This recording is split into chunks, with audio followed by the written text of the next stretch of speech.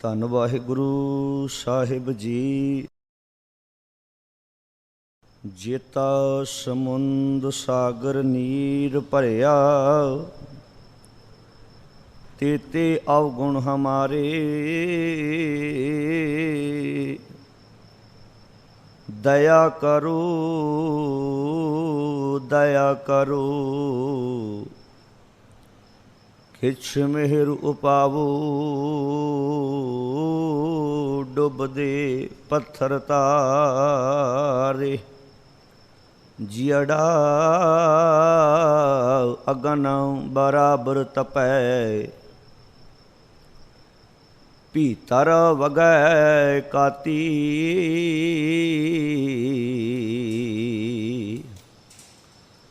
ਪ੍ਰਣਵਤ ਨਾਨਕ ਹੁਕਮ ਪੁਛਾਣੈ।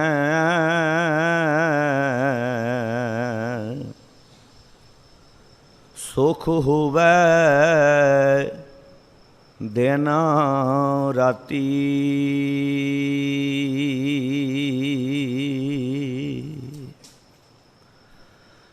ਪਰਮ ਸਨਮਾਨਯੋਗ ਧੰਨ ਧੰਨ ਸ਼ਬਦ ਗੁਰੂ ਸ੍ਰੀ ਗੁਰੂ ਗ੍ਰੰਥ ਸਾਹਿਬ ਮਹਾਰਾਜ, ਤਿਨਾਂ ਦੀ ਪਾਵਨ ਪਵਿੱਤਰ ਮੁਬਾਰਕ ਹਜ਼ੂਰੀ ਅੰਦਰ ਇਤਿਹਾਸਕ ਅਸਥਾਨ ਗੁਰਦੁਆਰਾ ਸ੍ਰੀ ਬੰਗਲਾ ਸਾਹਿਬ ਦੀ ਹਾਜ਼ਰੀ ਭਰ ਰਹੀ ਗੁਰੂ ਪਿਆਰੀ ਸਾਧ ਸੰਗਤ ਜੀਓ, ਵੱਡਿਆਂ ਭਾਗਾਂ ਵਾਲੇ ਹਾਂ ਜੋ ਦਾਤਾਰ ਜੀ ਦੀ ਪਾਵਨ ਗੋਦ ਵਿੱਚ ਸੁਸ਼ੋਭਿਤ ਹੋ ਕੇ ਰੋਜ਼ਾਨਾ ਦੀ ਤਰ੍ਹਾਂ ਗੁਰਦੇਵ ਜੀ ਦੀ ਪਾਵਨ ਬਾਣੀ ਦੇ ਅਮੋਲਕ ਬਚਨਾਂ ਦੀ ਵਿਚਾਰ, ਅਮੋਲਕ ਬਚਨਾਂ ਦਾ ਕੀਰਤਨ ਸਰਵਣ ਕਰਨ ਦਾ ਸੁਭਾਗ ਸਮਾਂ ਪ੍ਰਾਪਤ ਹੋਇਆ ਹੈ।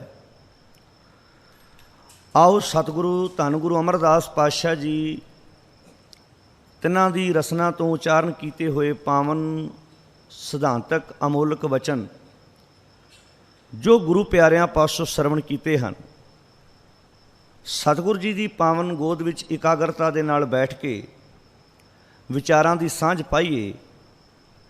ਘਰਾਂ ਵਿੱਚ ਬੈਠ ਕੇ ਸਰਵਣ ਕਰ ਰਹੇ ਜਾਂ ਇਸ ਪਾਵਨ ਅਸਥਾਨ 'ਤੇ ਬੈਠ ਕੇ ਸਰਵਣ ਕਰ ਰਹੇ ਸਾਰੇ ਜਾਣੇ ਮਨ ਬਿਰਤੀਆਂ ਇਕਾਗਰ ਕਰੀਏ।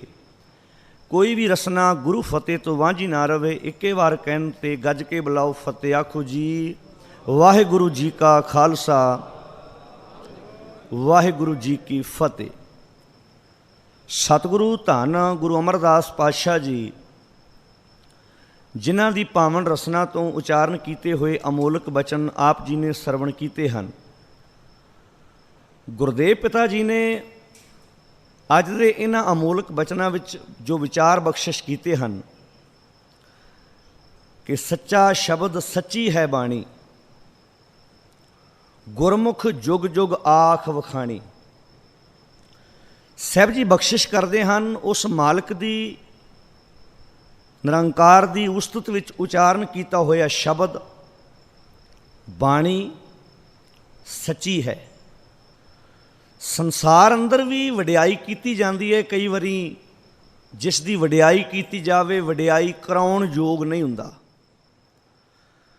ਪਰ ਮਾਲਕ ਜੀ ਬਖਸ਼ਿਸ਼ ਕਰਦੇ ਹਨ ਜੇ ਉਹ ਆਪ ਸੱਚਾ ਹੈ, ਉਸ ਦੇ ਪ੍ਰਥਾਏ ਜੋ ਉਚਾਰਨ ਕੀਤਾ ਹੈ ਉਹ ਸਿਧਾਂਤ ਅਮੋਲਕ ਬਚਨ ਸੱਚੇ ਹਨ। ਸੱਚਾ ਸ਼ਬਦ ਸੱਚੀ ਹੈ ਬਾਣੀ ਤੇ ਗੁਰਮੁਖ, ਗੁਰਮੁਖ ਦੇ ਖੱਖੇ ਨੂੰ ਸਿਹਾਰੀਏ ਜਿਹਦਾ ਅਰਥ ਹੈ ਗੁਰੂ ਦੇ ਦੁਆਰਾ, ਗੁਰੂ ਦੇ ਰਾਹੀਂ। ਜੁਗ ਜੁਗ, ਜੁਗ ਜੁਗ ਦਾ ਅਰਥ ਹੈ ਹਰ ਸਮੇਂ, ਸਮੇਂ ਸਮੇਂ 'ਤੇ ਗੁਰੂ ਦੇ ਦੁਆਰਾ ਸਤ ਸੰਗੀਆਂ ਨੇ ਇਸ ਬਾਣੀ ਨੂੰ ਗਾਇਨ ਕੀਤਾ ਜਿਹੜੀ ਹੈ ਸੱਚੀ। ਹੁਣ ਜਿਹੜਾ ਤੇ ਗੁਰੂ ਦੇ ਸਨਮੁਖ ਹੈ, ਜਿਸਨੇ ਤੇ ਗੁਰੂ ਨਾਲ ਪ੍ਰੀਤ ਪਾਈ ਹੈ, ਉਹ ਤੇ ਮਾਲਕ ਦੀ ਕਰਦਾ ਹੈ ਉਸਤਤ, ਉਸ ਦੀ ਕਰਦਾ ਹੈ ਵਡਿਆਈ। ਸਾਹਿਬ ਜੀ ਨੇ ਇਸੇ ਬੰਦ ਵਿੱਚ ਜੋ ਅਗਲੇ ਵਿਚਾਰ ਬਖਸ਼ਿਸ਼ ਕੀਤੇ ਹਨ, ਸਾਹਿਬ ਜੀ ਫਰਮਾਉਂਦੇ ਹਨ ਮਨਮੁਖ ਮੋਹ ਭਰਮ ਭੁਲਾਣੀ।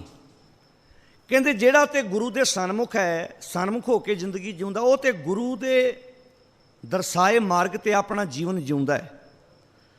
ਦੂਜੇ ਪਾਸੇ ਕਹਿਣ ਲੱਗੇ ਜਿਹੜਾ ਮਨ ਦੇ ਪਿੱਛੇ ਤੁਰਨ ਵਾਲਾ, ਇਸ ਪਾਵਨ ਪਦੇ ਵਿੱਚ ਸਤਿਗੁਰੂ ਜੀ ਨੇ ਦੋਵੇਂ ਪੱਖ ਪੇਸ਼ ਕੀਤੇ ਨੇ, ਆਪਣੇ ਮਨ ਦੇ ਪਿੱਛੇ ਤੁਰਨ ਵਾਲਾ ਤੇ ਗੁਰੂ ਦੀ ਮੱਤ ਲੈ ਕੇ ਜ਼ਿੰਦਗੀ ਜਿਉਣ ਵਾਲਾ।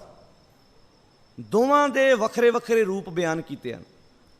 ਸਾਹਿਬ ਜੀ ਨੇ ਪਹਿਲੀ ਤੁਕ ਵਿੱਚ ਵਿਚਾਰ ਦਿੱਤੀ ਹੈ, ਸੱਚਾ ਸ਼ਬਦ ਸੱਚੀ ਹੈ ਬਾਣੀ, ਉਹ ਮਾਲਕ ਸੱਚਾ ਹੈ, ਉਸ ਦੀ ਉਸਤਤ ਵਿੱਚ ਉਚਾਰਨ ਕੀਤੀ ਹੋਈ ਬਾਣੀ ਸੱਚੀ ਹੈ।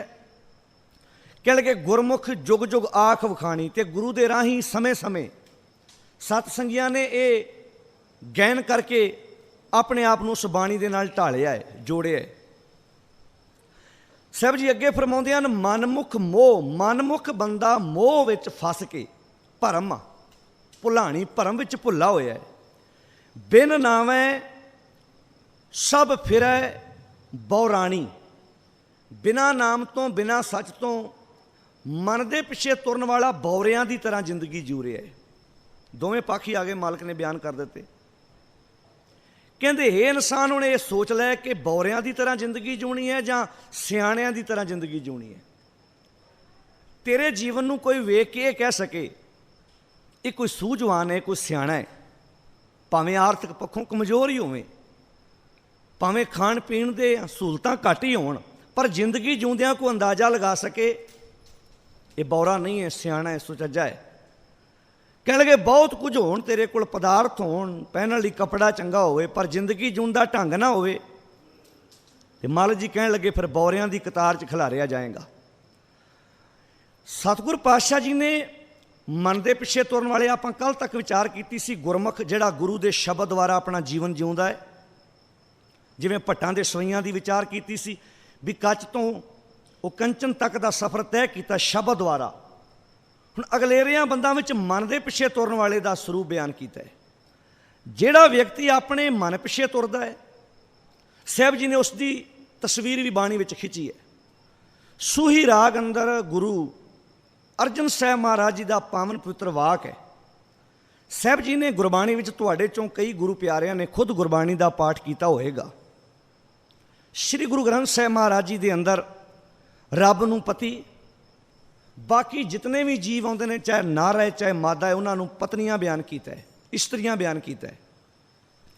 ਸਾਹਿਬ ਜੀ ਨੇ ਜਿੱਥੇ ਤੇ ਗੁਰਮੁਖ ਦੀ ਗੱਲ ਆਈ ਉੱਥੇ ਸੁਹਾਗਣ ਲਫ਼ਜ਼ ਵਰਤਿਆ ਹੈ, ਜਿੱਥੇ ਮਨਮੁਖ ਦੀ ਲਫ਼ਜ਼ ਪਰਿਭਾਸ਼ਾ ਬਿਆਨ ਕੀਤੀ ਉੱਥੇ ਦੁਹਾਗਣ ਲਫ਼ਜ਼ ਵਰਤਿਆ, ਜਾਂ ਛੁੱਟੜ ਤੱਕ ਵੀ ਕਹਿ ਦਿੱਤਾ, ਮਾਲਕ ਨੇ ਗੁਰੇਜ਼ ਨਹੀਂ ਕੀਤਾ।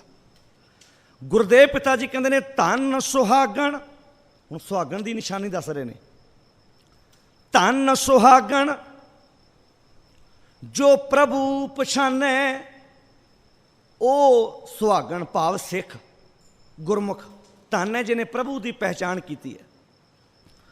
ਧੰਨ ਸੁਹਾਗਣ ਜੋ ਪ੍ਰਭੂ ਪਛਾਨੈ, ਮਾਨੈ ਹੁਕਮ ਤਜੈ ਅਭਿਮਾਨੈ, ਹੁਕਮ ਮੰਨ ਕੇ ਆਪਣਾ ਅਭਿਮਾਨ ਤਿਆਗ ਦਿੱਤਾ, ਗੁਰਮੁਖ ਹੋ ਗਿਆ। ਪ੍ਰੇ ਸਿਉ ਰਾਤੀ, ਪ੍ਰੇ ਨਾਲ ਪ੍ਰਮਾਤਮਾ ਨਾਲ ਰੱਤੀ ਹੋਈ, ਸੱਚ ਨਾਲ ਰੱਤੀ ਹੋਈ, ਸੱਚਾ ਸ਼ਬਦ ਸੱਚੀ ਹੈ ਬਾਣੀ, ਗੁਰਮੁਖ ਜੁਗ ਜੁਗ ਆਖ ਵਖਾਣੀ। ਧੰਨ ਸੁਹਾਗਣ ਜੋ ਪ੍ਰਭੂ ਪਛਾਨੈ, ਮਾਨੈ ਹੁਕਮ ਤਜੈ ਅਭਿਮਾਨੈ, ਪ੍ਰੇ ਸਿਉ ਰਾਤੀ, ਰਲੀਆਂ ਮਾਨੈ, ਰਲੀਆਂ ਮੰਨਦੀ ਹੈ, ਪ੍ਰੇ ਨਾਲ ਰੱਤੀ ਹੋਈ। ਸਤਿਗੁਰੂ ਨੇ ਇਸੇ ਸ਼ਬਦ ਵਿੱਚ ਦੁਹਾਗਣ ਦਾ ਜ਼ਿਕਰ ਵੀ ਕੀਤਾ ਹੈ। ਹੁਣ ਦੁਹਾਗਣ ਦੇ ਮਨ ਵਿੱਚ ਵੀ ਚਾਹਨਾ ਆਈ ਕਿ ਮੈਂ ਵੀ ਸੁਹਾਗਣ ਬਣਨਾ ਹੈ। ਇੱਕ ਮਨਮੁਖ ਦੇ ਮਨ ਵਿੱਚ ਵੀ ਇੱਛਾ ਜਾਗਦੀ ਹੈ ਗੁਰਮੁਖ ਵੱਲ ਵੇਖ ਕੇ, ਮੈਂ ਵੀ ਤੇਰੇ ਵਰਗਾ ਬਣਨਾ ਹੈ। ਕਹਿੰਦਾ ਮੈਨੂੰ ਵੀ ਨਿਸ਼ਾਨੀਆਂ ਦੱਸ, ਮੈਨੂੰ ਵੀ ਦੱਸ ਮਾਲਕ ਕਿਵੇਂ ਪਾਇਆ ਜਾਂਦਾ ਹੈ। ਸੁਣ ਸਖੀਏ, ਹੁਣ ਇੱਕ ਸਿੱਖ ਦੂਜੇ ਅਸਿੱਖ ਨੂੰ, ਇੱਕ ਸੰਤ ਦੂਜੇ ਅਸੰਤ ਨੂੰ, ਇੱਕ ਗੁਰਮੁਖ ਦੂਜੇ ਮਨਮੁਖ ਨੂੰ ਦੱਸ ਰਿਹਾ ਹੈ। ਇੱਕ ਸੁਹਾਗਣ ਇੱਕ ਦੁਹਾਗਣ ਨੂੰ ਦੱਸ ਰਹੀ ਹੈ, ਇੱਦਾਂ ਪਤੀ ਪਾਇਆ ਜਾਂਦਾ ਹੈ। ਸੁਣ ਸਖੀਏ ਪ੍ਰਭ ਮਿਲਣ ਨਿਸ਼ਾਨੀ, ਆਏ ਨਿਸ਼ਾਨੀ ਪ੍ਰਭੂ ਨੂੰ ਮਿਲਣ ਦੀ, ਸੱਚਾ ਸ਼ਬਦ ਸੱਚੀ ਹੈ ਬਾਣੀ ਪਾਉਣ ਦੀ। ਸੁਣ ਸਖੀਏ ਪ੍ਰਭ ਮਿਲਣ ਨਿਸ਼ਾਨੀ, ਮਨ ਤਨ ਅਰਪ ਤਜ ਲਾਜ ਲੋਕਾਨੀ। ਤਿੰਨ ਚੀਜ਼ਾਂ ਤਿਆਗ ਦੇ, ਤੂੰ ਵੀ ਮੇਰੇ ਵਰਗੀ ਸੁਹਾਗਣ ਹੋ ਜਾਏਂਗੀ, ਤੂੰ ਵੀ ਸਿੱਖ ਹੋ ਜਾਏਗਾ। ਪਹਿਲਾ ਮਨ। ਹੁਣ ਮਨ ਅਰਪਣ ਦਾ ਅਰਥ ਕੀ ਹੈ? ਅੰਦਰੋਂ ਵੀ ਗੁਰੂ ਨਾਲ ਸਾਂਝ ਪਾਏ, ਅੰਦਰੋਂ ਵੀ ਤੇਰੇ ਅੰਦਰ ਸਤਿਗੁਰ ਦਾ ਗਿਆਨ ਟਿਕਿਆ ਹੋਵੇ। बाबा फरीद जी ने बड़ा प्यारा विचार दिता इस संबंध में अपने सलोकां विच। कहंदे एक सुहागण दे कोल एक दुहागण बैठी है, एक सिख दे कोल एक मनमुख बैठा है। वो कहंदा मैं भी तेरे वांगू सारे काम करदा, पर मेरे ते मालक उन्ना प्रसन्न नहीं हुंदा जिन्ना तेरे ते हुंदा। कारण की है? बाबा फरीद जी दा पावन श्लोक पढ़ो। ढूंढेंदी ए सुहाग को, सुहाग नूं लभण आईए जीव इस्तरीए, सुहागण अखवाउण वालीए जीव इस्तरीए, गुरु नूं धारण करन आए गुरसिखा। ढूंढेंदी ए सुहाग को, तो तन काई कोर। मैनू शक जिहा पैंदा तेरे तन विच कोई खोर होनी है, कोई खोट होनी है, तां ही नहीं तेनू पति मिल पा रहा। कोई ना कोई कमी हैगी तेरे जीवन च। नहीं तो जे तू काम मेरे वर्गी कर दी, मेरे वांगू तू भी सुहागण बन जाए। मैनू लगदा शक पैंदा है मैनू तेरे तन च कोई खोट है, अंदरों बाहरों तू एक नहीं है। दिलों मुहब्बत जिन सही सच्चिया नहीं है। बाबा फरीद जी कहते हैं रतेश खुदाए रंग दीदार के, तू उस परिभाषा ते खरी नहीं उतरी। ढूंढेंदी ए सुहाग को, हे सुहाग नूं लभण आईए जीव इस्तरीए, तो तन काई कोर। जिन्ना नाउ सुहागणी तिन्ना झाक न होर। हुण जीव इस्तरी होवे सुहागण ते पति दे कोल बह के दूजे दी तारीफ करी जाए तो सुहागण थोड़ा है। पति नूं ये एहसास कराए मैनू तो तेरे नालों ज़्यादा सुनखे दा रिश्ता हुंदा सी, तू ते काला मेरे पेश पै गया, तू ते घट पढ़िया लिखिया है। जे पत्नी ये पति दे कोल बह के उहदे औगण च तार लग पे, सुहागण थोड़ा है। तेनू तेरे पिता ने इस दे लड़ लाया, जोग वर जान के लाया। हुण तेरा फर्ज बनदा है इहदी तारीफ ही कर, इहदे ही गुण गा, इहदे लड़, इहो ही तेरा पति है। जे ये कोल बह के किसी होर दी तारीफ कर दी, पर सुहागण नहीं अखवा सकती 4 लावां लैण तो बाद भी। तां ही ते हुंदा 4-4 लावां लैण तो बाद भी अदालतां विच तलाक हुंदे ने। इहदा अर्थ किते झाक होर है, तो तन काई कोर है। इत्थे केवल औरत की गल नहीं, मर्द विच भी हो सकता है।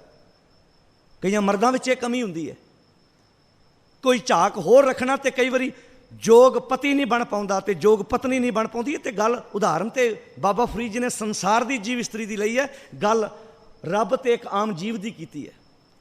जिन्ना नाउ सुहागणी ते ना झाक न होर। जड़ियां सुहागणियां हुंदियां ने वो झाकदियां नहीं दूजे बन्ने, भावें अपने पति नालों कोई सोहना भी लागे उंदी लंघ जाए। गुरु क्या सिखा? तेरा पति रब है, तेरे गुरु ग्रंथ साहब रूपी बाप ने, पिता ने तेन ओदे लड़ लाया है, ओदे लड़ लाया। तो हुण इस गुरु नूं छड़ के दूजे वल तकें किसे वल, सुहागण नहीं अखवा सकती। मालक सुहागण की कोई निशानी दसो। नानक, गुरु अमरदास पातशाह जी सूही राग, नानक सुहागण का क्या चिन्ह है। सुहागण की निशानी की है? महाराज कहते अंदर सच, अंदर सच होवे। जे पति दे कोल केवल शरीरक मिलाप पति पत्नी बनना नहीं, शरीरां दा मिलना पति पत्नी नहीं है। गुरु दे कोल बैठ जाना सिख ते गुरु दा रिश्ता नहीं है। पति पत्नी उदों बनते जो आत्मावां दा मिलाप हुंदा है, जो एक दूजे का अंदरूनी तौर पर सत्कार किया जाता है।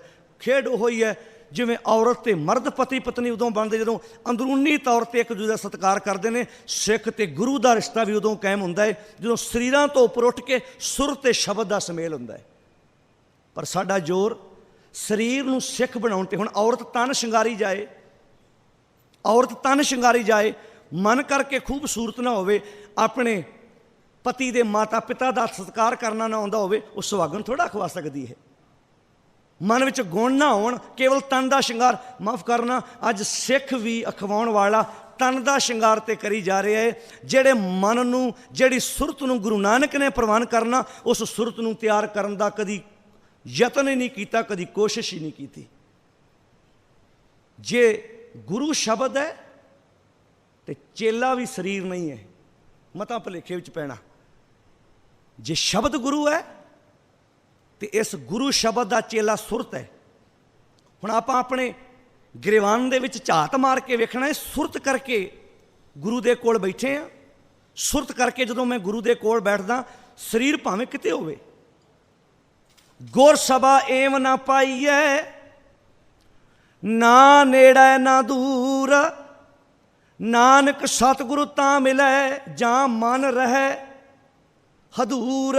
ਨਾਨਕ ਸੁਹਾਗਣ ਕਾ ਕਿਆ ਚਿੰਨ ਹੈ, ਅੰਦਰ ਸੱਚ, ਅੰਦਰ ਸੱਚ ਮੁਖ ਉਜਲਾ। ਹੁਣ ਮੁਖ ਉਜਲਾ ਤੇ ਉਹਦਾ ਹੀ ਹੋਣਾ ਜਿਹਦੇ ਅੰਦਰ ਸੱਚ ਹੈ, ਨਹੀਂ ਤੇ ਕਦੀ ਵੇਖਣਾ ਪਤੀ ਅੰਦਰੋਂ ਵਫਾਦਾਰ ਨਾ ਹੋਵੇ ਤੇ ਕਈ ਵਾਰੀ ਘਰ ਆਣ ਕੇ ਮੁਖ ਉਜਲਾ ਹੁੰਦਾ ਹੀ ਨਹੀਂ, ਉਦਾਸ ਹੁੰਦਾ ਹੈ ਕਿ ਕਿਤੇ ਮੇਰੇ ਅਪਰਾਧ ਦਾ ਪਤਾ ਨਾ ਲੱਗ ਜਾਏ ਮੇਰੇ ਬੱਚਿਆਂ ਨੂੰ, ਮੇਰੀ ਪਤਨੀ ਨੂੰ। ਕਈ ਵਾਰੀ ਪਤਨੀ ਅੰਦਰੋਂ ਵਫਾਦਾਰ ਨਾ ਹੋਵੇ, ਚਿਹਰਾ ਮੁਰਝਾਇਆ ਹੁੰਦਾ, ਕਿਤੇ ਮੇਰੇ ਐਬ ਦਾ ਮੇਰੇ ਪਤੀ ਨੂੰ, ਮੇਰੇ ਬੱਚਿਆਂ ਨੂੰ ਪਤਾ ਨਾ ਲੱਗ ਜਾਏ। ਗੁਰੂ ਕੋਲ ਆਣ ਕੇ ਵੀ ਕਈ ਵਾਰੀ ਚਿਹਰਾ ਇਸ ਕਰਕੇ ਮੁਰਝਾਇਆ ਹੁੰਦਾ, ਦਾਤਾ ਸਰੀਰ ਕਰਕੇ ਤੇਰੇ ਕੋਲ ਬੈਠਾ, ਮਨ ਤਾਂ ਕਿਸੇ ਹੋਰ ਕੋਲ ਹੈ।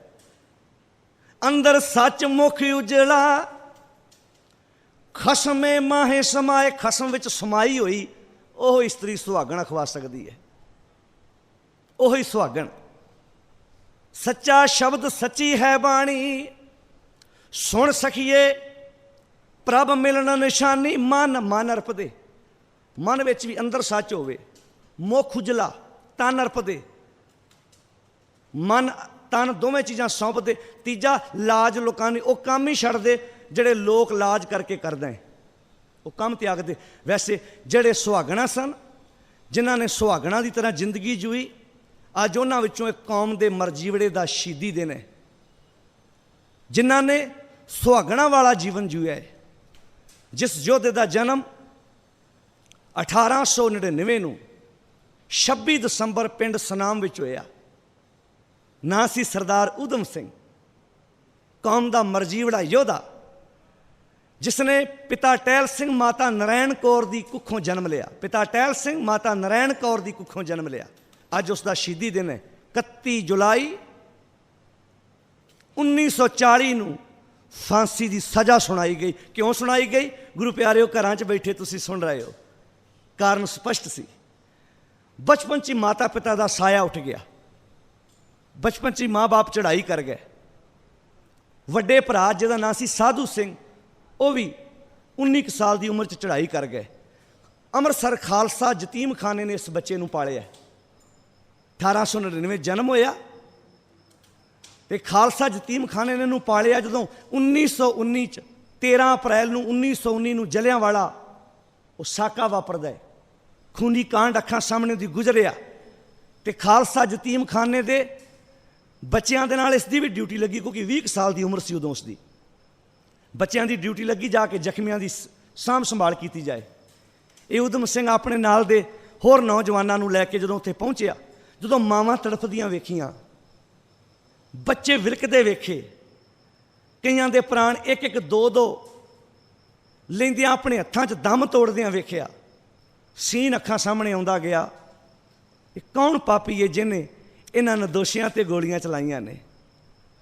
ਕੰਨਾਂ 'ਚ ਆਵਾਜ਼ ਪਈ, ਸਰ ਮਾਈਕਲ ਉਡਵਾਇਰ, ਜਿਹਨੂੰ ਜਨਰਲ ਡਾਇਰ ਵੀ ਕਹਿੰਦੇ ਨੇ, ਉਹ ਹੈ ਅੰਗਰੇਜ਼ ਅਫਸਰ ਹੈ ਜਿਹਨੇ ਇਹ ਖੂਨੀ ਸਾਕਾ ਵਰਤਾਇਆ ਹੈ। ਉਸ ਦਿਨ ਤੋਂ ਮਨ ਵਿੱਚ ਇੱਕ ਇੱਛਾ ਜਾਗੀ, ਊਧਮ ਸਿਆਂ ਇਸ ਦੁਨੀਆ 'ਤੇ ਸਰੀਰ ਤਾਗਣ ਤੋਂ ਪਹਿਲਾਂ ਜਿਸ ਨੇ ਇਹ ਕਾਂਡ ਵਰਤਾਇਆ ਹੈ, ਉਹਨੂੰ ਖਤਮ ਕਰਨਾ ਹੈ। ਇਸ ਨੂੰ ਦੁਨੀਆ 'ਤੇ ਰਹਿਣ ਨਹੀਂ ਦੇਣਾ, ਜਿਹਨੇ ਨਿਰਦੋਸ਼ੀਆਂ 'ਤੇ, ਜਿਨ੍ਹਾਂ ਨੇ ਛੋਟੇ ਛੋਟੇ ਬੱਚੇ ਮਾਵਾਂ ਦੇ ਨਾਲ ਵਿਸਾਖੀ ਵਾਲੇ ਦਿਨ ਆਏ, ਮਾਂ ਦੀ ਲਾਸ਼ ਲੱਗੇ ਬੱਚਾ ਰੋ ਰਿਹਾ ਹੈ, ਜਿਹੜੇ ਬੱਚੇ ਆਪਣੀਆਂ ਮਾਵਾਂ ਨਾਲ ਆਏ, ਮਾਵਾਂ ਪੁੱਤਾਂ ਨਾਲ ਆਈਆਂ, ਮਾਂ ਲਾਸ਼ ਬੱਚੇ ਦੇ ਲਾਗੇ ਬੈਠੀ ਹੋਈ ਹੈ, ਪੁੱਤ ਚੜ੍ਹਾਈ ਕੀਤਾ ਹੋਇਆ, ਪਤੀ ਚੜ੍ਹਾਈ ਕਰ ਗਿਆ। ਇਹ ਸਾਰਾ ਸੀਨ ਅੱਖਾਂ ਸਾਹਮਣੇ ਆਇਆ ਹੈ। ਉਸ ਯੋਧੇ ਨੇ ਆਪਣੇ ਮਨ ਵਿੱਚ ਪਲੈਨਿੰਗਾਂ ਬਣਾਉਣੀਆਂ ਸ਼ੁਰੂ ਕੀਤੀਆਂ। 1923 ਨੂੰ ਅਫਰੀਕਾ ਗਿਆ ਹੈ। ਇੱਛਾ ਜਾਗੀ ਕਿ ਇੱਕ ਵਾਰ ਲੰਡਨ ਜਾਵਾਂ, ਉਸ ਨੂੰ ਖਤਮ ਕਰਾਂ, ਪਰ ਅਫਰੀਕਾ ਤੋਂ ਅੱਗੇ ਨਾ ਜਾ ਸਕਿਆ। ਫਿਰ ਵਾਪਸ ਆ ਗਿਆ, ਆਪਣਾ ਨਾਂ ਬਦਲ ਕੇ ਰਾਮ ਮੁਹੰਮਦ ਸਿੰਘ ਆਜ਼ਾਦ ਬਦਲ ਕੇ ਅੰਮ੍ਰਿਤਸਰ ਵਿੱਚ ਇੱਕ ਦੁਕਾਨ ਕੀਤੀ। ਗਦਰੀ ਬਾਬਿਆਂ ਨਾਲ ਮੇਲ ਮਿਲਾਪ ਹੋਇਆ, ਉਹਨਾਂ ਇਸ ਦਾ ਪ੍ਰਬੰਧ ਕੀਤਾ। ਕਹਿੰਦਾ ਮੇਰੀ ਇੱਕੋ ਇੱਛਾ, ਮੈਂ ਇੱਕ ਵਾਰ ਇੰਗਲੈਂਡ ਜਾਣਾ ਚਾਹੁੰਦਾ। ਘਰਾਂ ਵਿੱਚ ਬੈਠੇ ਨੌਜਵਾਨੋਂ ਧਿਆਨ ਦੇ ਕੇ ਸੁਣੋ, ਇੰਗਲੈਂਡ ਪੰਜਾਬ ਦਾ ਨੌਜਵਾਨ ਜਾਂ ਹਰ ਸਿੱਖ ਪਰਿਵਾਰ ਦਾ ਬੱਚਾ ਜਾਣਾ ਚਾਹੁੰਦਾ ਹੈ। ਇੱਛਾ ਊਧਮ ਸਿੰਘ ਦੇ ਮਨ ਵਿੱਚ ਸੀ, ਡਾਲਰ ਕਮਾਉਣ ਦੀ ਨਹੀਂ, ਪਾਉਂਡ ਕਮਾਉਣ ਦੀ ਨਹੀਂ। ਇੰਜੀਨੀਅਰ ਉਸਨੇ ਕੀਤੀ, ਪੜ੍ਹਾਈ ਕੀਤੀ, MBBS ਦੇ ਕੋਰਸ ਕੀਤੇ ਜਾ ਰਹੇ ਨੇ, ਕਾਨੂੰਨ ਪੜ੍ਹੇ ਜਾ ਰਹੇ ਨੇ, ਸਟੂਡੈਂਟ ਬੇਸ 'ਤੇ ਆਸਟ੍ਰੇਲੀਆ, ਨਿਊਜ਼ੀਲੈਂਡ, ਬਾਹਰਲੀਆਂ ਕੰਟਰੀਆਂ 'ਚ ਵਿਦਿਆਰਥੀ ਜਾ ਰਹੇ ਨੇ। ਕਿਸ ਵਾਸਤੇ? ਡਾਲਰ ਕਮਾ ਕੇ ਲਿਆਵਾਂਗੇ, ਮਾਂ ਬਾਪ ਨੂੰ ਸੁੱਖ ਦੇਵਾਂਗੇ। ਭਾਈ ਊਧਮ ਸਿੰਘ ਦੇ ਵਾਰਸੋ, ਤੁਹਾਨੂੰ ਭਾਈ ਊਧਮ ਸਿੰਘ ਦੀ ਇਸ ਸ਼ਹੀਦੀ ਤੋਂ ਪ੍ਰੇਰਨਾ ਲੈਣੀ ਚਾਹੀਦੀ ਹੈ। ਅੱਜ ਤਾਂ ਸਾਨੂੰ ਹਥਿਆਰਾਂ ਦੀ ਜੰਗ ਲੜਨ ਦੀ ਲੋੜ ਨਹੀਂ, ਸੋਚ ਹੀ ਲੈ ਲਓ, ਸੋਚ ਲੈ ਲਓ। ਪਤਤ ਨਹੀਂ ਹੋਇਆ ਯੋਧਾ, ਸਿਰ ਤੇ ਦਸਤਾਰ ਲੈ ਕੇ ਗਿਆ। 1923 'ਚ ਅਫਰੀਕਾ ਗਿਆ, ਗੱਲ ਨਹੀਂ ਬਣੀ। ਅਖੀਰ 1933 'ਚ ਇੰਗਲੈਂਡ ਪਹੁੰਚਿਆ। ਹੁਣ ਜਿਹੜੇ ਡਾਲਰ ਤੇ ਪਾਉਂਡ ਕਮਾਉਣ ਵਾਸਤੇ ਇੰਗਲੈਂਡ ਦੀ ਧਰਤੀ ਤੇ ਨੌਜਵਾਨ ਜਾ ਰਹੇ ਜਾਂ ਮਾਵਾਂ ਭੇਜਦੀਆਂ ਨੇ, ਇੱਥੇ ਜਦੋਂ ਏਅਰਪੋਰਟ ਤੇ ਸਟੂਡੈਂਟ ਬੇਸ ਤੇ ਬਾਹਰ ਜਾਂਦੇ ਨੇ ਵਿਦਿਆਰਥੀ, ਮੈਂ ਅੱਖੀਂ ਵੇਖਦਾ ਹੁੰਨਾ ਜਦੋਂ ਕਿਤੇ ਜਾਣ ਦਾ ਮੌਕਾ ਵੇਲੇ, ਮਾਵਾਂ ਰੋਂਦੀਆਂ ਨੇ, ਬੱਚਿਆਂ ਨੂੰ ਚੜਾਉਣ ਆਉਂਦੀਆਂ। ਪਤਾ ਵੀ ਇਹਨਾਂ ਨੇ ਪਾਉਂਡ ਤੇ ਡਾਲਰ ਕਮਾ ਕੇ ਲਿਆਉਣੇ ਨੇ, ਕੋਈ ਕੌਮ ਦੀ ਕੁਰਬਾਨੀ ਕਰਨ ਵਾਸਤੇ ਨਹੀਂ ਜਾ ਰਹੇ। ਸਰਦਾਰ ਊਧਮ ਸਿੰਘ, ਜਦੋਂ ਤੂੰ ਗਿਆ ਹੋਏਗਾ, ਤੇਰੀ ਤੇ ਮਾਤਾ ਵੀ ਨਹੀਂ ਸੀ ਇਸ ਦੁਨੀਆ ਤੇ ਜੋ ਤੇਰੇ ਬਾਰੇ ਅੱਖਾਂ 'ਚ ਹੰਝੂ ਆ ਸਕੇ, ਪਿਤਾ ਵੀ ਨਹੀਂ ਸੀ ਇਸ ਦੁਨੀਆ ਤੇ। 1933 'ਚ ਇਹ ਸੁਹਾਗਣਾ ਦਾ ਜੀਵਨ ਹੈ, ਜਿਨ੍ਹਾਂ ਅੰਦਰ ਕੌਮ ਲਈ ਕੁਝ ਕਰਨ ਦਾ ਜਜ਼ਬਾ ਹੋਇਆ ਕਰਦਾ ਹੈ, ਕੌਮ ਲਈ ਕੁਰਬਾਨੀ। ਨੌਜਵਾਨ ਖਤਮ ਹੋ ਰਹੇ ਨੇ, ਨਸ਼ਿਆਂ 'ਚ ਹੋ ਰਹੇ ਨੇ, ਵਕਾਰਾਂ 'ਚ ਹੋ ਰਹੇ ਨੇ, ਏਡਜ਼ ਦੀਆਂ ਬਿਮਾਰੀਆਂ ਨਾਲ ਹੋ ਰਹੇ ਨੇ। ਜਵਾਨੀਆਂ ਤੇ ਖਤਮ ਹੋ ਹੀ ਰਹੀਆਂ ਨੇ, ਕਿਤੇ ਜਵਾਨੀ ਇੱਦਾਂ ਲੇਖੇ ਲੱਗ ਜਾਏ। ਲੋੜ ਨਹੀਂ ਅੱਜ ਕਿਸੇ ਨੂੰ ਖਤਮ ਕਰਨ ਦੀ, ਕਮ ਸੇ ਕਮ ਥੋੜ੍ਹਾ ਜਿਹਾ ਸਮਾਂ ਧਰਮ ਦੀ ਸਟੱਡੀ ਵਾਲੇ ਬੰਨੇ ਲਾ ਦਿਓ। ਉਹ ਬੰਦੇ ਸਾਨੂੰ ਚੇਤੇ ਹੋ ਗਏ ਜਿਨ੍ਹਾਂ ਨੇ ਆਪਣਾ ਘਰ ਸਾਂਭ ਕੇ ਵੇਖੋ। 1933 'ਚ ਸਰਦਾਰ ਊਧਮ ਸਿੰਘ ਇੰਗਲੈਂਡ ਦੀ ਧਰਤੀ ਤੇ ਪਹੁੰਚੇ, ਇੰਜੀਨੀਅਰ ਦੀ ਪੜ੍ਹਾਈ ਸ਼ੁਰੂ ਕਰ ਦਿੱਤੀ ਹੈ। 7 ਸਾਲ ਲਗਾਤਾਰ ਪੜ੍ਹਾਈ ਕੀਤੀ, ਦਿਨ ਰਾਤ ਇਹ ਕੀਤਾ ਹੈ। ਉਹ ਪੜ੍ਹਾਈ ਦਾ ਜਜ਼ਬਾ ਇਹ ਨਹੀਂ ਕਿ ਮੈਂ ਇੱਥੋਂ ਪੈਸੇ ਕਮਾ ਕੇ ਆਪਣੇ ਮਾਂ ਬਾਪ ਨੂੰ ਭੇਜਣੇ ਨੇ, ਜਜ਼ਬਾ ਇਹ ਹੈ, ਸੁਪਨਾ ਇੱਕੋ ਹੀ ਹੈ। ਜਦੋਂ ਕੋਈ ਜਲਿਆਂਵਾਲੇ ਸਾਕੇ ਦਾ ਉਹਦੇ ਲਾਗੇ ਗੱਲ ਕਰਦਾ ਹੈ, ਕੋਈ ਖੂਨ ਉਬਾਲੇ ਖਾਣ ਲੱਗ ਪੈਂਦਾ ਹੈ, ਉਹ ਤਸਵੀਰ ਸਾਹਮਣੇ ਆਉਣ ਲੱਗ ਪੈਂਦੀ ਹੈ, ਕਿੱਦਾਂ ਮੇਰੇ ਹੱਥਾਂ 'ਚ ਕਿਸੇ ਭੈਣ ਨੇ ਦਮ ਤੋੜਿਆ ਸੀ, ਕਿਵੇਂ ਕੋਈ ਮਾਂ ਆਪਣੇ ਬੱਚਿਆਂ ਨੂੰ ਲੈ ਕੇ ਆਈ ਸੀ, ਬੱਚਿਆਂ ਦੀਆਂ ਲਾਸ਼ਾਂ ਲਾਗੇ ਬਹਿ ਕੇ ਰੋ ਰਹੀ ਸੀ। ਉਹ ਦਿਨ ਸਾਡੀ ਡਿਊਟੀ ਲੱਗੀ ਸੀ ਉਹਨਾਂ ਦੇ ਜ਼ਖਮ ਸਾਫ਼ ਕਰਨ ਲਈ, ਉਹਨਾਂ ਜ਼ਖਮੀਆਂ ਨੂੰ ਸਾਂਭਣ ਲਈ। 1933 'ਚ ਪਹੁੰਚਿਆ, 40 ਤੱਕ ਲਗਾਤਾਰ ਇਹ ਪਲੈਨਿੰਗਾਂ ਬਣਾਉਂਦਾ ਰਿਹਾ। ਠੀਕ ਦਿਨ ਆਇਆ, ਉਸ ਯੋਧੇ ਨੇ 1940 ਦੇ ਵਿੱਚ ਇਹ ਘਟਨਾ ਵਰਤਾਈ। ਸਰ ਮਾਈਕਲ ਉਡਵਾਇਰ, ਜਿਹਨੂੰ ਜਰਨਲ ਡਾਇਰ ਵੀ ਕਹਿੰਦੇ ਹਨ। ਹੁਣ ਇੱਥੇ ਇੱਕ ਗੱਲ ਸਾਂਝੀ ਕਰਨੀ ਚਾਹਾਂਗਾ। ਸਰਦਾਰ ਊਧਮ ਸਿੰਘ, ਤੇਰੇ ਤੇ ਮਨ ਜਜ਼ਬਾ ਸੀ ਮੈਂ ਜਿਉਂਦਾ ਨਹੀਂ ਰਹਿਣ ਦੇਣਾ, ਪਰ ਜਰਨਲ ਡਾਇਰ ਨੂੰ ਸਿਰੋਪਾਓ ਦਿੱਤਾ ਗਿਆ ਅਰੂੜ ਸਿੰਘ ਵੱਲੋਂ। ਸਰਬਰਾਹ ਸਨ ਨਾ ਇਹਦੇ, ਅੰਗਰੇਜ਼ਾਂ ਦੇ ਆਪਣੇ ਸਰਬਰਾਹ ਸਨ।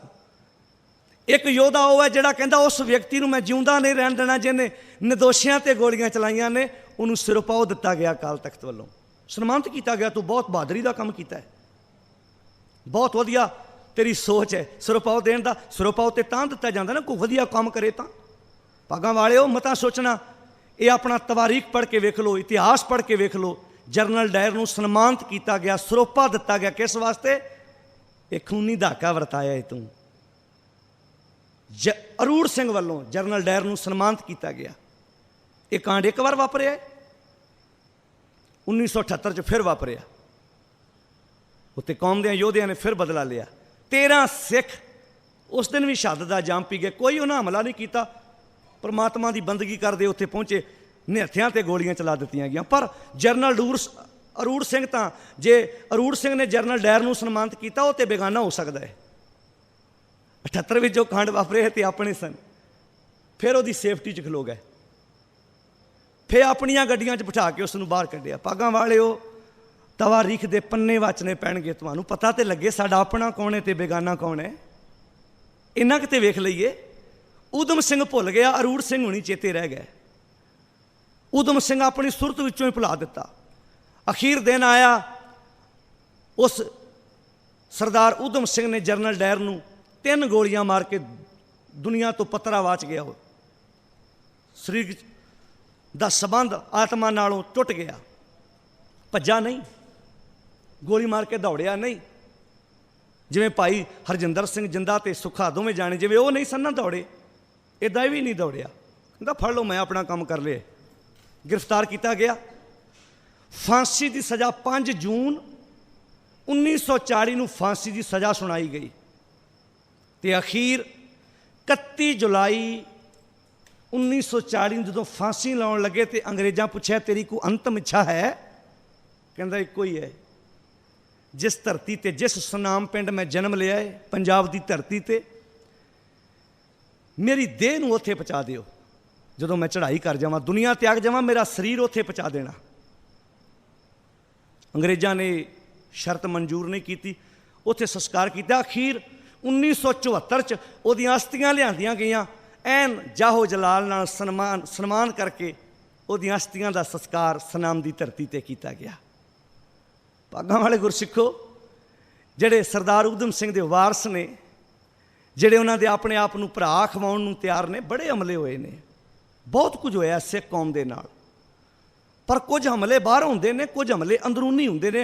बाहरले हमले तां चेते रह जांदे ने, अंदरूनी हमलियां दा पता ही नहीं हुंदा, वो कई बारी अपने कर जाते हैं। सिर्फ सोचना पवेगा सानू कि श्री गुरु ग्रंथ साहिब की अज उस योधे का शहीदी दिन है 31 जुलाई 1940 च, जिसने शहादत का जाम पीता, फांसी का रस्सा अपने गल पाया है। बस इन्ना क तरला है तुहाडे चरनां च। जे पंजाब की धरती नूं छड्ड के बाहरलियां देशां जांदे हो, जरूर जाओ, डॉलर कमाओ, पाउंड कमाओ, सिक्खी भी कमाओ। तुहानूं तुरे जांदे नूं कोई वेख के कह सके गुरु गोबिंद सिंह दा बच्चा जा रहा। अकाली कश्मीर च घटना वापरी, जम्मू कश्मीर की धरती ते घटना वापरी। एक बच्चे दा, एक सियाणी उम्र दे दा जबरदस्ती उन्होंने केस कतल कर दिते गए। वो नौजवानों का कल फोन आया, कहते जी असी पंजाब के किसी आगू नूं फोन कर बैठे जी, साडे इत्थे 40 साल के एक व्यक्ति के केस कतल कर दिते गए, बच्चे दे भी केस कतल कर दिते गए, बड़ियां घटनावां वापरियां ने, कुछ करो। कहते उसका अग्यों जवाब सी, ये किहड़ी वड्डी गल है, असीं ते आप पैसे दे के साडे बच्चे केस कटाउंदे ने, इह परेशान होने वाली किहड़ी गल है। विचारे डरदे सन, उन्होंने आगू का नाम नहीं दसिया। कहते सन जी साडी पेशी हो जाएगी, साडे गल पैणगे बाद विच। सोचना तो पवेगा ना कि जिहड़े साडे ते हमले हो रहे हैं, कौन इहनूं बचाएगा? किवें श्री गुरु ग्रंथ साहिब की सच्ची सुच्ची विचार नूं अगे लैके तुरांगे? सरदार उधम सिंह वर्गे इन्हां योधियां दे जीवन तो की कुर्बानी लैके अपने जीवन विच धारण करनी है? बस नौजवान वीरो, इन्हां योधियां तो कुछ अगवाई लो। अज शहीदियां देण दी लोड़ नहीं, कम से कम ये तो कर लो कि अपना इतिहास पढ़ लो, सानू पता लग जाए साढ़े योधियां कुर्बानियां की कीतियां ने, साढ़े लिए पूरने की पाए ने। गुरु पिता जी ने जिस सुहागण का, जिस गुरमुख का जिक्र किया है, इन्होंने उस दे उत्ते अपना पहरा दिता है, जिंदगी बतीत की है, उस अनुसार अपना जीवन जीव के विखाया है। हुण जिहड़ा गुरुदेव ने अज दे पावन शब्द विच विचार बख्शिश कीते ने कि सच्चा शब्द सच्ची है बाणी, गुरमुख जुग जुग आख वखाणी, गुरु दे सन्मुख रहण वाला सिख गुरु की पावन बाणी नूं अपनी जिंदगी का आधार बना के जिउंदा है। हुण गुरु अर्जन साहब महाराज इहो गल कहंदे ने कि वह सुहागण धन है जिन्हें प्रभु की पहचान की है, वह सुहागण धन है जिन्हें परमात्मा दे नाल एकमिक होके अपने जीवन का रहिंदा समा बतीत किया है।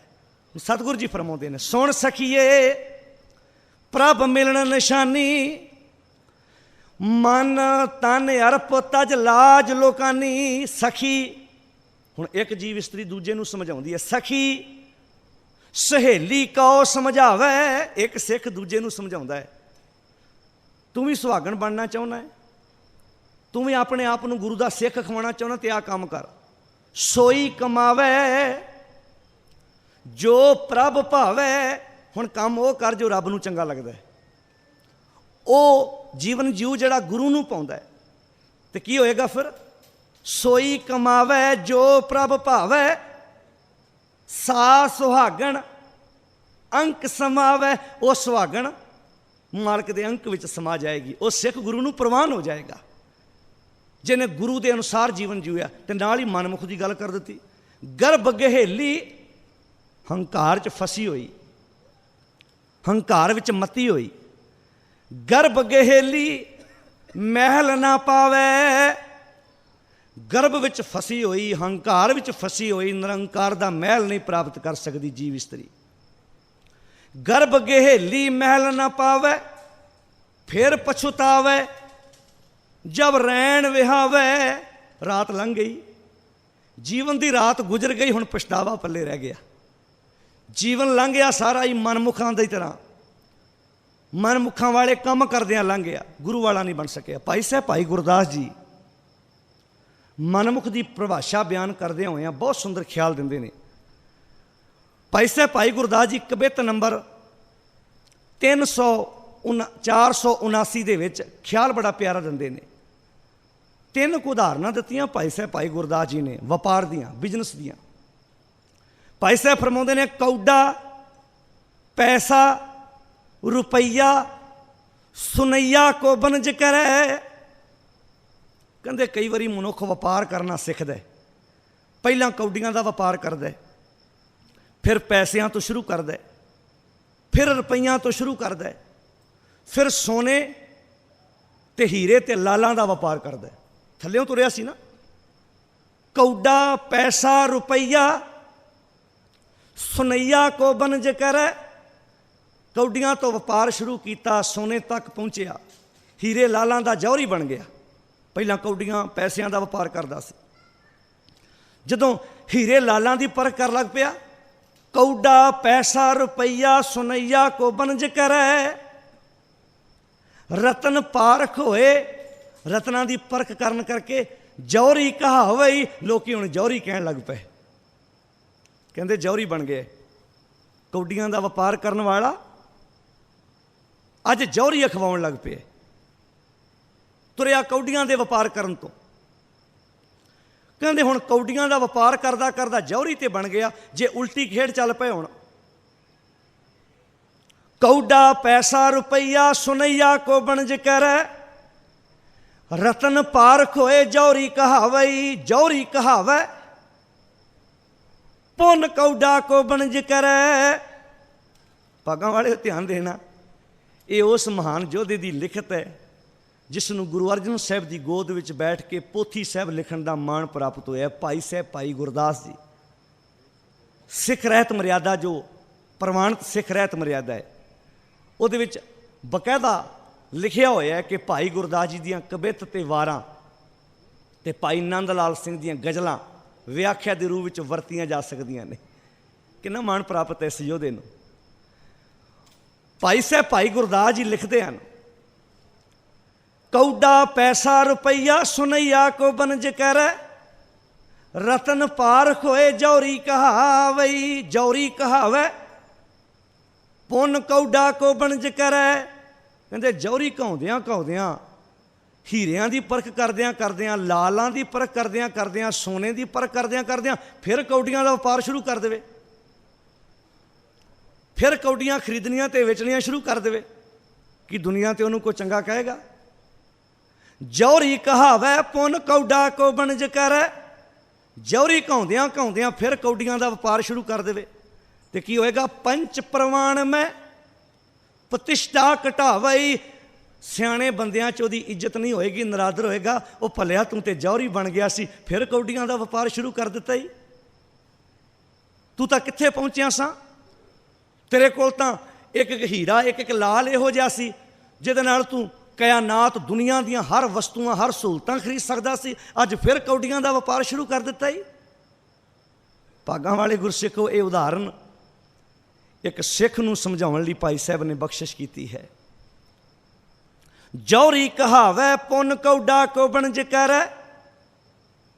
पंच प्रमाण में प्रतिष्ठा घटावई। जौहरी कहाउंदियां कहाउंदियां जे कौडियां का वपार शुरू कर दिता तो सियाणियां च इज्जत नहीं, नरादर होएगा। लोग कहणगे वपारी बन गया, जौहरी बन गया, फिर कौडियां का वपार। भाई साहब जी कहते आन देव सेव सेवक होए, होर देवी देवतियां का सेवक जे गुरुदान के सेवक बन जाए। आन देव सेव गुरदेव के सेवक होए, जे गुरदेव का सेवक बन जाए। कौडियां का वपार करदा करदा, भाव देवी देवतियां का थां थां ते मत्था टेकण वाला पहला कौडियां का वपार करदा सी। हुण गुरु कोल आ गया, जौहरी बन गया, पारखू बन गया, साल सराय की तरह कौडियां का वपार करदा करदा जे जौहरी बन गया। आन देव सेवक सेवक होए, बाकी देवी देवतियां दा जे सेवक सी गुरुदेव दा सेवक बन गया, पर की होएगा? संसार ते इज्जत नहीं होएगी, निरादर होएगा। संसार ते इज्जत मान नहीं होएगी। जे ते देवी देवतियां नूं छड़ के गुरु वाला बनदा, आन देव सेव गुरुदेव को सेवक होए, लोक परलोक विखे ऊंच पद पावई। पहला करदा सी देवी देवतियां दी पूजा, पहला थां थां ते सिर झुकाउंदा सी। कौडियां दा वपार सी, ये कौडियां दा वपार सी। ते कौडियां दा वपार करदा करदा गुरु कोल आ गया, जिवें भाई भगीरथ पहला काली माता दा पुजारी सी, कौडियां दा वपार करदा करदा गुरु नानक साहब दे कोल आ गया। ते जे गुरु नानक साहब महाराज जी कोलों हो के फिर वापस वो काम ही करदा, ते किसी ने कहना सी कौडियां दा वपार करदा करदा मसां ते जौहरी बनिया सी, फिर कौडियां दा वपार शुरू कर दिता ही। फिर कौडियां खरीदनियां ते वेचनियां शुरू कर दित्तियां ने। जे बाबा लैणा जी वैष्णो देवी दे घुंघरू पैरों में बन के नचद्या नचद्या गुरु नानक साहब को आए, तो फिर वापस जाके उत्थे ही वो काम करते। तो किसी वेखण वाले ने कहना सी 7 साल गुजार के कौडियां तो हीरियां जौहरियां दी पारखू बनिया सी, अज फिर कौडियां दा वपार शुरू कर दिता ही। भाई साहब भाई गुरदास जी कहते आन देव सेव गुरुदेव को सेवक होए, लोक परलोक विखे ऊंच पद पावई। तेरी इज्जत होएगी, तेरी शोभा होएगी। भी भलिया संसार ते कौडियां दा वपार करदा करदा गुरु कोल पहुंचिया सी, हुण तू जौहरी बन गए। पर जे उल्ट हो जाए तो छाड़ गुरुदेव सेव, जे जौहरी बन के फिर गुरु नूं छड़ देवे, फिर गुरु नूं त्याग देवे। आन देव सेवक होए, फिर देवी देवते फिर संसार दे बंदियां ते पैरां ते जाके अपना सिर झुकाए, फिर जाके जट्ठां मड़ियां मसाणियां दी पूजा करे, फिर बंदियां दा ओट आसरा लवे। ते भाई गुरदास जी कहते ये इस तरह सी, कौडियां दा वपार करदा करदा जौहरी बनिया, जौहरी अखवा के तो फिर कौडियां दा वपार शुरू कर दिता है। ये तो इस तरह होएगा। आन देव सेवक गुरुदेव को सेवक होए, लोक परलोक विखे उच्च पद पावई। छाड़ गुरुदेव, गुरु नूं छड़ के आन देव सेवक होए, नेफल जन्म। भाई गुरदास जी कहते तेरा जन्म नेफल, कपूत होए हसावई, तेनों कपुत्र कहा जाएगा, कपूत कहा जाएगा। सपुत्र थोड़ा कहना तेनों किसी ने, कपुत्र इस करके कहना भी कौडियां तो तू पैसे, पैसे तो रुपया, रुपये तो सोना, सोने तो जौहरी बनिया, ते जौहरी अखवा के फिर वो कौडियां दा वपारी। गुरु प्यारे हो, सानू मत दिती है भाई साहब ने। जे गुरु को आने तो पहला कोई होर थां ते सिर झुकाउणा है, कोई होर कर्म कांड करदे ते त्याग। जे त्याग के गुरु कोल आ गए, इहदा अर्थ जौहरी बन गए। ते जे इहनूं छड्ड के फिर वापस जाना है, तो फिर कपूत खवाएगा भी बापू की कदर ही नहीं कर सकिया, पता नहीं लग सकिया गुरु कौन है। माधोदास वैरागी जे बाकी कर्म कांड करदा करदा गुरु गोबिंद सिंह के चरणों च पहुंचया तो वापस थोड़ा परत के गया। उन्हें आख्या हुण छड्ड के नहीं जाना। जौहरी इहो जिहा बनिया भी सच परखण आ गया, बच्चे का दिल कढ़वा के मूँह च पवा लिया, पर धर्म तो अपने आप को पिछे नहीं किया। माधोदास वैरागी बन के गुरु गोबिंद सिंह पातशाह के चरणों में पहुंचे सन योधे, पर वापस परत के तो नहीं ना गए। इस करके हर सिख नूं गुरु गोबिंद सिंह पातशाह वालों जो हदायत सी कि अपने गुरु के अगे जो एक बार सिर भेंट कर दिता। वैसे तो सिर झुकाउण दा जे अर्थ समझ आ जाए ना, इहो ही है जिहड़ा गुरु अगे असीं कुछ भेटा रख के सिर झुकाउने, उहदा अर्थ है दाता ये सिर अपने कोल रख लै, इहदे विच अपनी मत पा दे, अपनी सोच पा दे। जदों सतगुरु की मत आ जाएगी फिर होएगा कि सतगुर की जिसनूं मत आवे, सिर झुकाउंदियां जे मत गुरु की लै ली तो होएगा कि सतगुर की जिसनूं मत आवे, सो सतगुर माहे समाना। हुण गुरु विच किवें समाउणा? गुरु ते ज्ञान है, गुरु ज्ञान विच समाउण दा अर्थ तेरे जीवन चों गुरु का ज्ञान दसेगा। तू तुरिया जांदा होएगा ते गुरु ग्रंथ साहिब दी विचार तेरे जीवन चों झलकेगी। सो सतगुर माहे समाना, ए बाणी जो जियों जाने सच्चा शब्द, सच्ची है बाणी ए बाणी जो जियो जाने, जी मन्ने इस बाणी ते, हिरदा पसी जाए सतगुर दी बाणी सुन के। गुरु रामदास पिता जी कहते ने, सतगुर बाणी पुरख परखोतम, बाणी स्यों चित लावे गो। तू गुरबाणी ने चित ला के वेख। गुरबाणी सुनत मेरा मन द्रव्या, मन भीना निज घर आवे गो। जदों गुरबाणी सुनी, गुरबाणी नूं अंदरों प्यार किया, मन निज घर विच आ गया। हुण निज घर च नहीं ना, हुण ते भटकदा फिरदा है। हुण ते मनुख पाठ कर रहा हुंदा, मन नाल नहीं हुंदा, मन तां किते होर तुरिया फिरदा है। मालक जी कई वारी इंज वापरदा, गुरु कोल आण के तुहाडे कोल बह जांदा है शरीर, मन नहीं बैठदा। कई बार अरदास विच भी नहीं मन बैठदा, बैठियां ते गल वापरदी, कई बारी खलोतियां भी नहीं बैठदा, पता नहीं लगदा अरदास सारी हो जाती है। उत्ते उदों ध्यान पैंदा जदों बोलो जी वाहिगुरू कह जांदा, उदों चित आउंदा मैं अरदास विच खलोता हाँ। मन नाल नाल नहीं तुरदा, शरीर तुरदा है, किते मन तुर पए। ए बाणी जो जियो जाने, तिस अंतर रवें हर नामा। तेरे अंदर रवेंगा, तू अंदरों सांझ पा सकेंगा अपने मालिक नाल, अंदरों एक हो जाएगा अपने मालिक दे नाल, संबंध कायम हो जाएगा तेरा अपने मालिक दे नाल। जे अंदरों सांझ पैगी, अंदरों विचार जुड़ गई। यो ख्याल मेरे मालिक ने अज दी पावन बाणी च दिता है। सच्चा शब्द सच्ची है बाणी, मालिक दा शब्द सच्चा है। मन मंदिर तन वेश कलंदर। हुण मेरे मालिक जी मैनूं समझ आ गई है, ये मन ही उहदा असली घर है। ये मन मंदिर बना लिया है, ये मन वो थां बना लिया है जिथे तेरा प्रकाश है। मन मंदिर तन वेश कलंदर। वेश कलंदर का अर्थ है धार्मिक यात्रा करने वाला, धर्मी बंदा यात्रा करने वाला। हुण तन मेरा यात्रा करने वाला है, तो मन तेरा मंदिर है, बाहर जाने की लोड़ ही नहीं। हुण मन मंदिर बन गया। किहड़ा मंदिर? सच का मंदिर। मन मंदिर, मन गुरुद्वारा बन गया। गुरुद्वारे तो नशा पी के नहीं आना, तो ये मन गुरुद्वारा जे बन गया तो फिर मनुख शराब अंदर थोड़ा लगाएगा। जो कोई समागम होंदा लिखिया होंदा थले, इत्थे नशे का सेवन करके कोई ना आवे, तो कोई गुरुद्वारे नशा पी के आ जाए तो उन्होंने असीं कहने भाई बाहर जा, गुरु का प्रकाश है। जे हिरदे च गुरु का प्रकाश हो गया, मन में गुरु का प्रकाश हो गया, फिर चित्त करेगा अंदर नशा लगाउण नूं, कोई नशे का सेवन करन नूं चित्त करेगा, इत्थे तंबाकू की पुड़ी मूँह च पाउण नूं। एक सिख परिवार के बच्चे का, एक संसार के किसी मनुख का भी चित्त करेगा कि नशा अपने अंदर लैके जावां। जो ये परिभाषा समझ आ गई, मन मंदिर तन वेश कलंदर। तन कलंदर बन गए, तन ओ मनुख बन गया जिहड़ा धर्म की यात्रा करन जांदा है, ते मन मंदिर बन गए, धर्म का स्थान बन गए। मन मंदिर तन वेश कलंदर, घट ही भीतर नहावा। हुण अंदर ही नहाउणा वा, घर ही इशनान करदा है, घर विच ही तीर्थ बन गया, घट ही तीर्थ नहावा।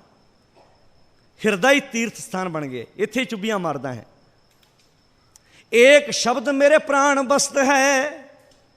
एक शब्द अर्थ की, एक रब वसदा मेरे अंदर, कोई दूजियां तीजियां गल्लां नहीं हैगियां, इक्को ही चीज़ है। जी की एक ही पैमानी, इक्के नहीं सुननी है तेरी गल, होर दो तो सुन ही नहीं सकते। हुण बंदा दो नूं काम आखे, दोवां ने दुबधा च पै जाना, उन्हें कर देना इहदा काम। तुसीं दो बंदियां नूं काम कह दो इक्को ही, तो दोवां नूं पता लग जाए इन्हें दोवां नूं काम आखे, कोई करेगा? क्योंकि जिंदगी तजर्बा करना भी, अपना काम दो बंदियां नूं कह दो, तो दोवां नूं पता लग जाए कि इन्हें मैनू भी आख्या तेनू भी आख्या। उन्हें कहना चल तू कर दे, उन्हें कहना तू कर दे, करना दोवां ने नहीं। अज कदी इदां हो रहा साडे नाल, असीं जिथे जाने उन्होंने भी कह दिंदे आ मेरा कर दे, मेरा मालक आ कर दे। जे परिभाषा ही आ जाए, समझ आ जाए भी इक्को ही है मेरा, ये कोल ही अपना मैं दुख सुख रखना है। जी की एक ही पैमानी, अवर जतन कर रहे बहु तेरे। बाकी होर बड़े तरीके ने, बड़े जतन ने। तिन तिल नहीं कीमत जानी, तिल जिन्नी भी कीमत नहीं उन्हां दी। बाकी जड़े होर जतन किए जा रहे हैं, एक कोल कहे आण के साहिब मेरा एको है भाई, एको है साहिब, एको है साहिब, एको है।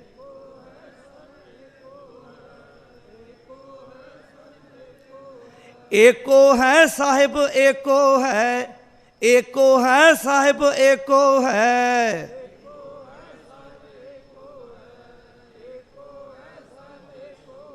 जे जीवन में आ जाए भी साहिब ही एक है, फिर अपना दुख दूजे को जाके दसन की लोड़ ही नहीं पैनी, समझ आ जानी है। पर मन के पिछे तुरन वाले नूं पता ही नहीं मेरा साहिब एक है। गुरुदेव ने जो अज विचार बख्शिश किए ने, साहिब जी बख्शिश करते हैं ना, सच्चा शब्द सच्ची है बाणी। महाराज कहते ने गुरमुख गुरु दे राही जुग जुग आख वखाणी। गुरु दे सन्मुख होके जीव, गुरु दे राही जीव इस बाणी नूं आखदा है, भाव जिउंदा है। इस बाणी नूं जिउणा है सिख ने, ये बाणी सिख दे जीवन चों दसनी है।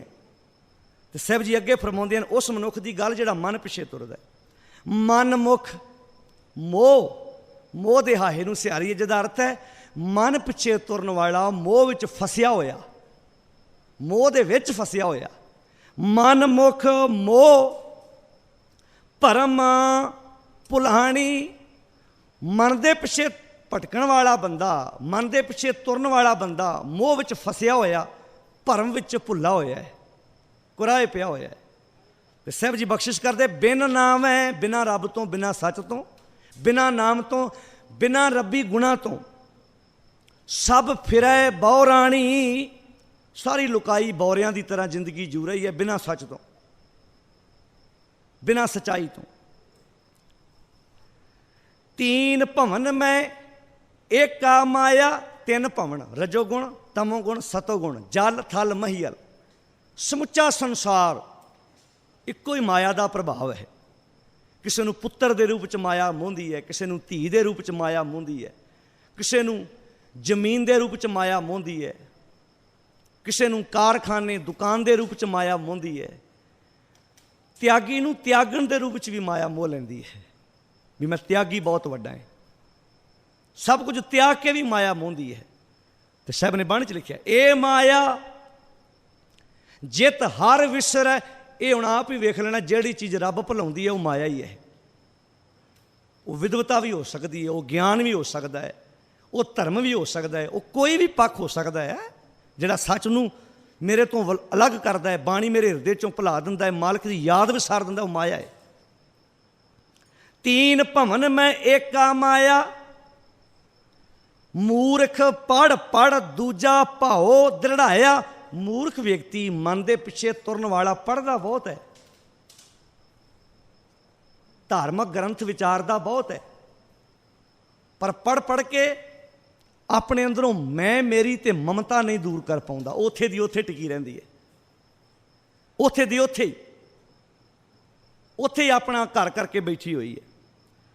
मूर्ख पढ़ पढ़ दूजा भाव दृढ़ाया। दूजा भाव दृढ़ करदा है, दूजे भाव विच अपने आप नूं टिका के बैठा होया है। बहु कर्म कमावे, कर्म बड़े करदा है, बहुत कर्म करदा है। धार्मिक पूर्णमासी का इशनान भी करता है, संगरांद ते भी जाता है, मस्सिया भी नहाउंदा है, चलीए भी कटदा है, एकादशियां दे वर्त भी रखता है, हर दिन दिहाड़ भी मनाउंदा है, धार्मिक रस्मां भी पूरियां करदा है। बहु कर्म कमावे दुख सबाया। दुख फिर सिर ते चढ़े रहिंदे ने, दुख नहीं जाते। क्यों नहीं जाते? क्योंकि गुरु की मत मुताबक, गुरु की सोच मुताबक कर्म नहीं किया। बहु कर्म कमावे दुख सबाया। महाराज फिर तरीका दसो, जे इन्हां कामां 'च सुख है नहीं, तरीका तुसीं दस दिओ, तुहाडे कोल तरीका पुछण आए आ। महाराज कहते सुन तरीका फिर। सतगुर सेव, सतगुर नूं सेव, सतगुर की गल मन, सतगुर के बचनां ते पहरा दे। सतगुर सेव सदा सुख पाया। तू सदा ही सुखी हो जाना, तेरे जीवन च कभी दुख रहना ही नहीं। हर चीज़ तेनू सुख देवेगी जे गुरु की गल मनेगा। तो अमृत मीठा, तेनू अमृत मिठा लगेगा। शब्द विचार, अमृत मिठा की है? शब्द ही विचार अमृत मिठा है। अमृत मिठा शब्द विचार, शब्द की विचार तेनू मिठी लगेगी।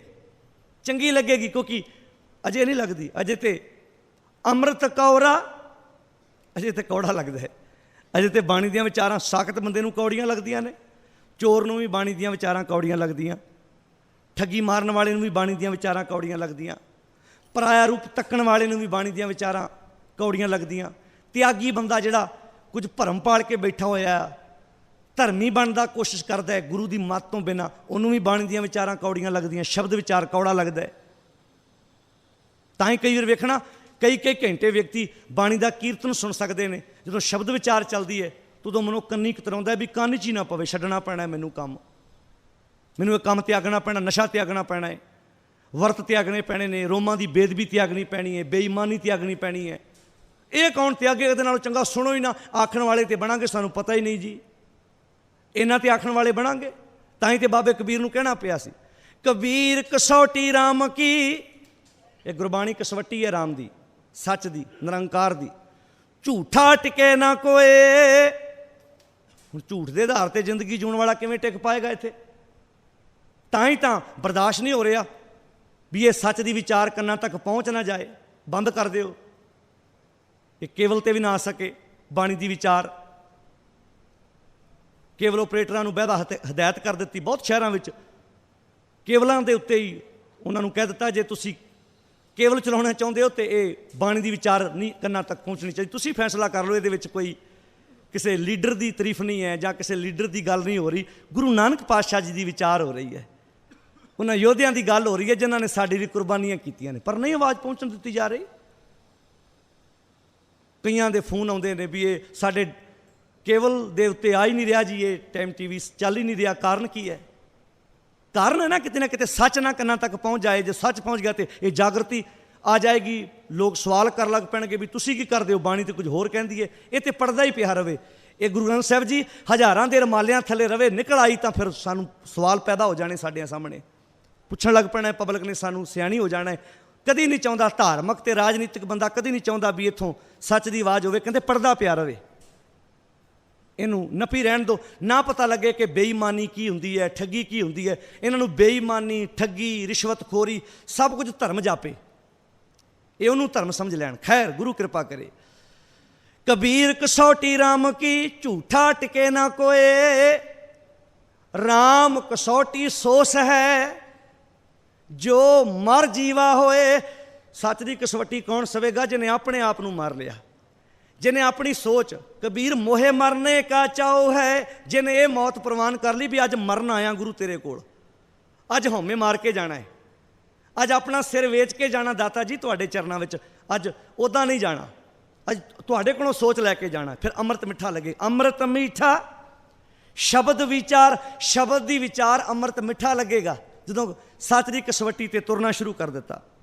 ਫਿਰ ਅਨ ਦਿਨ ਭੋਗੇ, ਦਿਨ ਰਾਤ ਉਹ ਭੋਗਦਾ ਹੈ। ਸ਼ਬਦ ਵਿਚਾਰ ਨੂੰ ਭੋਗਣ ਦਾ ਅਰਥ ਹੈ ਸ਼ਬਦ ਵਿਚਾਰ ਅਨੁਸਾਰ ਜ਼ਿੰਦਗੀ ਜਿਉਂਦਾ ਹੈ। ਅਨ ਦਿਨ ਭੋਗੇ ਹਉਮੈ ਮਾਰ, ਹਉਮੈ ਨੂੰ ਮਾਰ ਕੇ ਸ਼ਬਦ ਨੂੰ ਆਪਣੇ ਜੀਵਨ 'ਚ ਭੋਗਦਾ ਹੈ, ਸ਼ਬਦ ਅਨੁਸਾਰ ਆਪਣਾ ਜੀਵਨ ਜਿਉਂਦਾ ਹੈ। ਸਹਿਜ ਆਨੰਦ ਕਿਰਪਾ ਧਾਰ, ਉਹ ਸਹਿਜ ਵਿੱਚ, ਆਨੰਦ ਵਿੱਚ ਜ਼ਿੰਦਗੀ ਜਿਉਂਦਾ ਹੈ, ਉਹਦੀ ਕਿਰਪਾ ਦਾ ਪਾਤਰ ਬਣ ਕੇ। ਨਾਮ ਰਤੇ, ਨਾਮ ਵਿੱਚ ਰਤੇ ਹੋਏ, ਸਦਾ ਸੱਚ ਪਿਆਰ, ਸਦਾ ਹੀ ਸੱਚ ਨਾਲ ਪਿਆਰ ਪਾ ਕੇ ਜ਼ਿੰਦਗੀ ਜਿਉਂਦੇ ਨੇ ਉਹ ਮਨੁੱਖ, ਜਿਨ੍ਹਾਂ ਦਾ ਉਹਦੇ ਨਾਲ ਪ੍ਰੇਮ ਪੈ ਜਾਂਦਾ ਹੈ। ਹਰ ਜਪ ਪੜੀ ਹੈ, ਉਹ ਨਿਰੰਕਾਰ ਵਾਹਿਗੁਰੂ ਪ੍ਰਮਾਤਮਾ ਦੇ ਨਾਲ ਡੂੰਘੀ ਸਾਂਝ ਪਾਉਂਦੇ ਹਨ। ਕਿਵੇਂ ਪਾਉਂਦੇ ਨੇ? ਗੁਰ ਸ਼ਬਦ ਵਿਚਾਰ, ਗੁਰੂ ਦੇ ਸ਼ਬਦ ਵਿਚਾਰ ਦੁਆਰਾ ਹੀ ਹਰੀ ਨੂੰ ਜਪਦੇ ਨੇ, ਗੁਰੂ ਸ਼ਬਦ ਦੀ ਵਿਚਾਰ ਦੁਆਰਾ ਹੀ ਹਰੀ ਦਾ ਨਾਮ ਧਿਆਉਂਦੇ ਨੇ। ਹਰ ਜਪ ਪੜੀਏ ਹਉਮੈ ਮਾਰ, ਉਹ ਹਰੀ ਨੂੰ ਜਪ ਕੇ ਉਹਦੇ ਗੁਣ ਜੀਵਨ 'ਚ ਧਾਰਨ ਕਰਕੇ ਆਪਣੇ ਅੰਦਰੋਂ ਹਉਮੈ ਨੂੰ ਮੁਕਾਉਂਦੇ ਹਨ। ਹਰ ਜਪੀਏ ਭੈ ਸੱਚ ਪਿਆਰ, ਆਪਣੇ ਅੰਦਰ ਨਿਰਮਲ ਭੈ, ਨਿਰਮਲ ਭਾਉ ਤੇ ਅਦਬ, ਦੋਵੇਂ ਚੀਜ਼ਾਂ ਟਿਕਾ ਕੇ ਸੱਚ ਨਾਲ ਪ੍ਰੇਮ ਕਰਦੇ ਹਨ। ਤੇ ਮੱਲ ਜੀ ਕਹਿੰਦੇ ਨੇ ਨਾਨਕ ਨਾਮ ਗੁਰਮਤਿ ਔਰ ਧਾਰ, ਹੇ ਨਾਨਕ ਆਖ ਭਲੇ ਇਨਸਾਨ ਗੁਰੂ ਦੀ ਮੱਤ ਦੁਆਰਾ ਆਪਣੇ ਹਿਰਦੇ ਵਿੱਚ ਸੱਚ ਨੂੰ ਧਾਰਨ ਕਰ। ਗੁਰੂ ਦੀ ਮੱਤ ਦੁਆਰਾ, ਗੁਰੂ ਦੀ ਸੋਚ ਦੁਆਰਾ ਆਪਣੇ ਅੰਦਰ ਸੱਚ ਧਾਰਨ ਕਰ, ਜ਼ਿੰਦਗੀ ਸੋਹਣੀ ਬਣ ਜਾਏਗੀ। ਮਾਲਕ ਬਖਸ਼ਿਸ਼ ਕਰੇ। ਸਾਹਿਬ ਸੱਚੇ ਪਾਤਸ਼ਾਹ ਜੀ ਦੀ ਪਾਵਨ ਬਾਣੀ ਦੀਆਂ ਵਿਚਾਰਾਂ ਇੱਥੇ ਸਮਾਪਤ ਹਨ। ਭੁੱਲਾਂ ਚੁੱਕਾਂ ਮਾਫ, ਸਤਿਗੁਰ ਦੇ ਬਚਨ ਜਾਣ ਕੇ ਹਿਰਦੇ ਵਿੱਚ ਵਸਾ ਲੈਣੇ। ਗੱਜ ਕੇ ਬੁਲਾਓ ਫਤਿਹ ਆਖੋ ਜੀ। ਵਾਹਿਗੁਰੂ ਜੀ ਕਾ ਖਾਲਸਾ, ਵਾਹਿਗੁਰੂ ਜੀ ਕੀ ਫਤਿਹ।